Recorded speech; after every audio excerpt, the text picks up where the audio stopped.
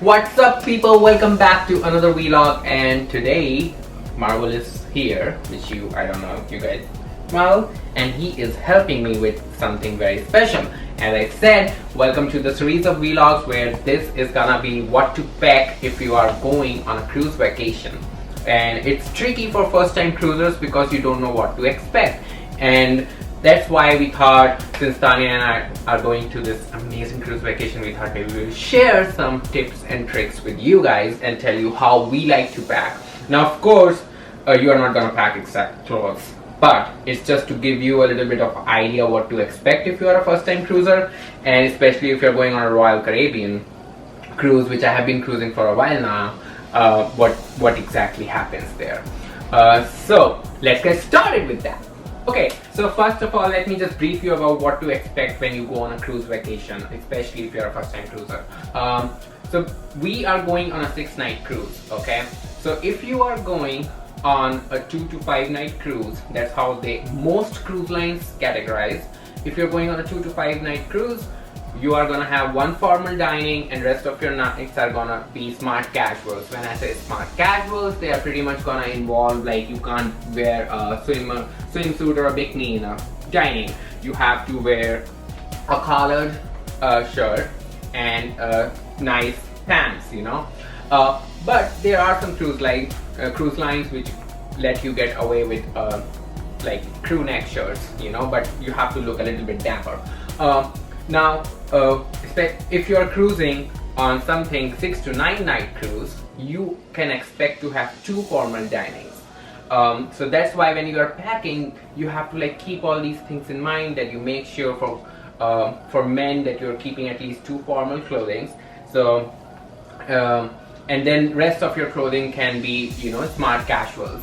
And to roam around on a deck freely and do some of the adventure events and activities over there, such as rock climbing, playing table tennis, or basketball, or putt-putt golf, you know, or there are so many other activities, you know, poolside activities. You want to make sure you are actually packing some very comfortable clothing, you know, like vest and shorts, and sports shoes, sneakers, things like that. Also, some of the cruise lines, some of the cruises at Royal Caribbean do have like zip lining and a lot of other fancy stuff like water slides, big water slides. So for that, you have to pack a lot of swimwears. So if I'm going personally now on a personal level, let's see what I like to pack. What I like to pack is pretty simple, and again, I'm gonna show you a few amazing finds which I'm gonna put in the description box, the Amazon link for those. This is how I like to pack. So we got these packs of bag, which if you would see, they came in a pack of 6. So I'm gonna use 3 and Tanya is gonna use 3, and they come in 3 sizes. Okay, so this is the biggest, and then there's one smaller than this, and there's one smaller than that. So I'm gonna show you. So this is the biggest pack. In this biggest pack, I like to pack my formal pants and jeans, some shorts and shirts. And as I said, that you have to keep in mind, you're gonna have some formal dining and some casual clothing and smart casuals. Let's take a look what I have over here. So this is how I like to arrange myself. These are all my t-shirts. These t-shirts are like, I can wear them for dining, or I can just wear them and roam around. These are my shirts, like a couple of Hawaiian shirts over here, a white shirt just to wear and roam around. 2 formal shirts. Our cruise is 6 night, so you can expect to have like 2 formal dinings. So over here I have my 2 formal shirts. Over here I have my shorts. And then over here I have my chinos, jeans, dress pants, and all that stuff. So this is what I have going on over here. Now I already packed this sweet baby. Look how this actually looks. This is super cool. You can just, it looked like very small when I started packing, but when I fit everything in, it just becomes a nice rectangle. So that's the coolest thing about it. This has all my vest and my swimwear trunks and everything. And then last but not the least, pack as many underwears. because you're going on a cruise. There are going to be pool, there are going to be beaches, so you have to pack. So this here is the third size that I was talking about, where you can easily pack your socks, belts, ties, handkerchiefs, underwears, whatever, however you want to use this thing.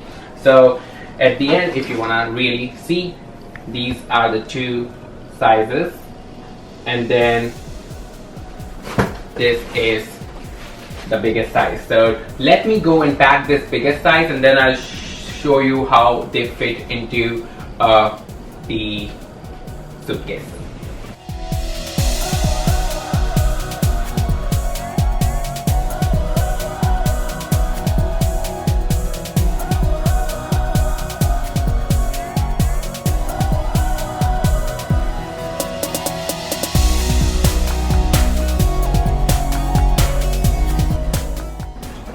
Okay, so if you really want to see, this is how it looks. All the three things packed really nice in here, and you don't have to worry about your shirts, t-shirts when you stand up the suitcase sliding off or anything. This is something that Tanya, when we got married, one of her aunt handmade these and gave her. These are like shoe bags, or you can use them for other stuff as well. If you have wet clothes, you want to keep them, you can keep them here. They are pretty durable. We have been using for 4 years, but you can go to Amazon and you can find such stuff on Amazon as well. So this is what I use to keep my flip-flops as well as my shoes in there. So right now I'm stuffing in one of my flip-flops here. The other one can go over here. So I'm carrying 2 flip-flops. And here I have my loafers, my formal shoes, and my sneakers in there. And then I'll wear one of my sneakers, and that's that. And then I'm gonna have my beach towel with me.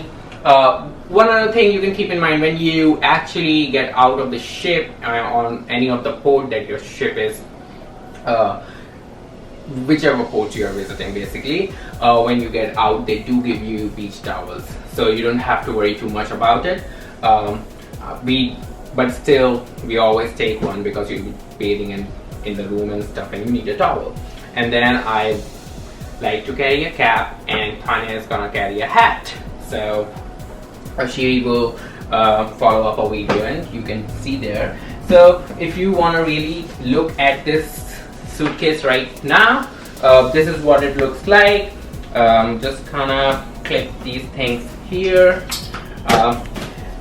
The space that you are seeing, the only thing missing is the cosmetic bag. For men's, cosmetic bag is pretty easy thing. I mean, I'm gonna throw in tomorrow night, I'm gonna just throw in my razor, my trimmer. I'm gonna charge it to complete battery, and it lasts for a month, so I don't have to worry about checking the charger. So I'm gonna charge everything, and that's it, and some perfume and sunscreen, you know. So some of that basic stuff you don't want to forget.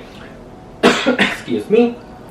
We like to take, personally we take SPF 70 for sunscreen, and we take face sunscreen and body sunscreen differently, and we take the spray one for body because it's very easy to apply. You want to keep in mind, take plenty depending on how many ports you're traveling or for how many days you're going. So we are normally gonna take like 3 or 4 sunscreens, the spray ones, and then 2 for the face, because Tanya uses different, I use different. And then that's it. I think for men this is it. One thing that you are seeing here that I haven't packed a suit, and there's a reason for that. I'm not carrying for formal. I'm not carrying a jacket, just because we are going on one of the oldest ship in the Royal Caribbean fleet. And by oldest, I don't mean that it's gonna just get into pieces while sailing, but it is one of the oldest ship. It's being renovated, and it's Empress of the Seas. So we are going on that ship, and for whatsoever reason, jackets and formal are not mandatory on that ship. So that's the only reason that I'm not packing a jacket. But if you are going to any other cruise line, any other ship for formal dining, you gotta have a bow and a jacket or a tie, you know, like proper formal attire, not just smart casuals. We have been on other ships where obviously it was compulsory.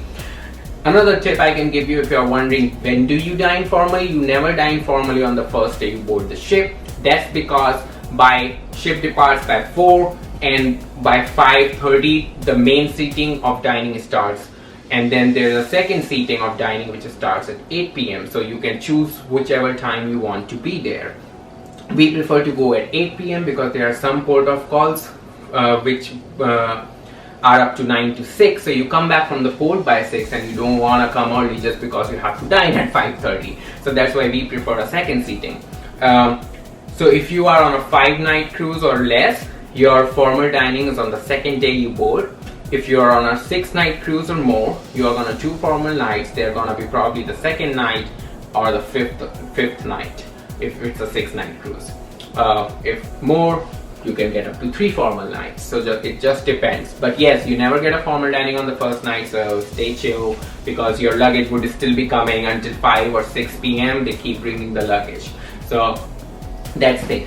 One last tip that I want to give you guys is if you ever sail with Royal Caribbeans on a 3-night cruise or more, you don't forget to go and register and become a gold royalty member with them, because that could give you some small perks here and there being a gold member. So that would be my last tip for the day. So this is it, guys. This is how I like to pack, and this video was basically just dedicated around people or men who are going on a cruise. If you're a first time cruiser, this is what you keep to think in mind. Don't forget to watch my other video about what are our favorite gadgets to take on a cruise. So make sure you go watch that. The link is gonna be in the description box here as well, and I'm gonna put the link for these things, little packets that I got for luggage bags I got. The link will be in the description box. And do not forget to watch the upcoming video, what to pack for women. I'm sure many women would be wondering that. So until our next video, bye bye.